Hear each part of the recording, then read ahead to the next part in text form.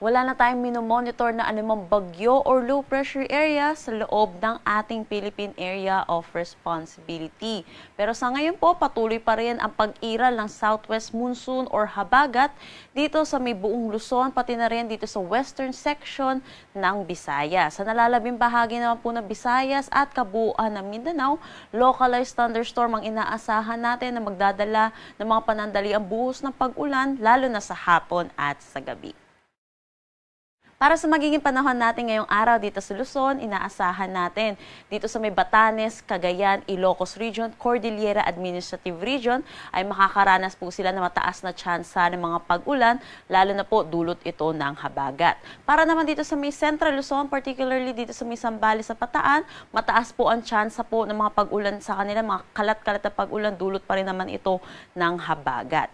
Dito naman po sa atin sa Metro Manila, inaasahan natin ngayong araw makulimlim na panahon ang mararanasan natin. At hindi rin naman po tayo makakaranas ng mga tuloy-tuloy na pag-ulan, pero asahan din po natin may mga isolated tayong mga pag-ulan, pero mataas ang tsansa ng mga pagbuhos ng mga pag-ulan pagdating sa hapon at sa gabi. Dulot pa rin naman ito ng habagat. Ngayon po, habagat season pa rin po, so inaasahan pa rin po natin may mga pag-ulan pa rin po tayo na itatala, lalo na sa madaling araw.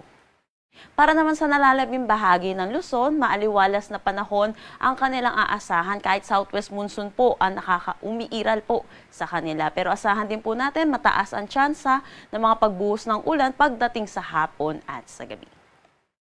Agwat ng temperatura for Metro Manila, Tuguegarao at Legazpi, 25 to 31 degrees Celsius, Lawag, 25 to 30 degrees Celsius. For Baguio, 17 to 23 degrees Celsius at Tagaytay, 22 to 30 degrees Celsius.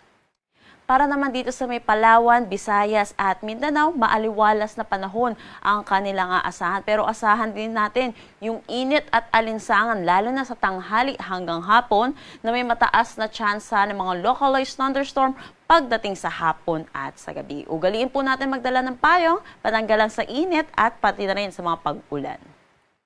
Agwat ng temperatura for Calayan Islands at Puerto Princesa, 25 to 31 degrees Celsius. For Iloilo, 24 to 31 degrees Celsius. Tacloban, 26 to 31 degrees Celsius. For Cebu, asahan natin ng 25 to 31 degrees Celsius. Cagayan de Oro at Davao, 24 to 32 degrees Celsius. At Zamboanga, 25 to 32 degrees Celsius. Wala naman tayong nakataas na anumang gale warning sa anumang seaboards ng ating bansa. Ang sunrise mamaya ay 5:44 AM at ang sunset mamaya ay 6:06 PM.